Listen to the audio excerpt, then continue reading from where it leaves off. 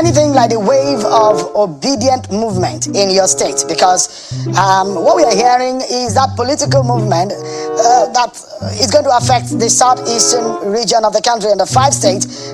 Those who belong to the obedient movement, the Peter Obi supporters, are saying, look, they will take the 5 states of the southeast 100%. Those are some of the political permutations of those who are supporting Peter Obi. Is that fever catching Imo State? You are the leader of APC in that state.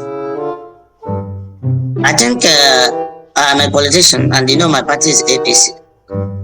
And I have my candidates in my party. And I know that we are currently consulting and speaking to our people to vote for our candidates. So, and I'm concerned with what will come out of my campaign for my party.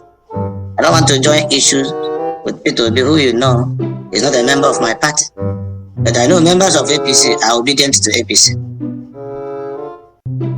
Oh, so there are obedience also in APC? I don't know what you mean. The meaning of obedient that means English. Loyalty to party is supreme. That's the latest political slogan in Nigeria that have been brought into our political dictionary in Nigeria. But let me ask you, what would you be telling I think that is Shemu's dictionary. That is not my dictionary. In my own dictionary, what is that is APC. It just crept into our political dictionary recently. Obedient, perhaps coined out of Peter Obi's name. So, give us an understanding of what you will be telling the people of Imo State. What would you say you have done to convince them to vote for your party in the next dispensation? I'm very confident that the reasonable minds in Imo State will vote for my party. Let me start. By 2020, when I came here as the governor, 95% of our major roads were not passable.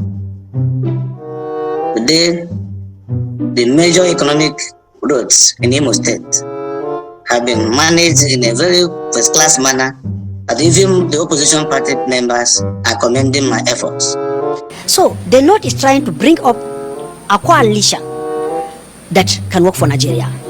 And the Arewa are coming together in collaboration with our brothers in the southeast, in the south, and the southwest are coming together to see how we can unseat him in 2027. And we are serious about this. Politician is a citizen. He has a right to make his own choices. He has a right to express opinion. And what are the kind of opinions that he has been expressing? He says he thinks that Nigeria can be a better place.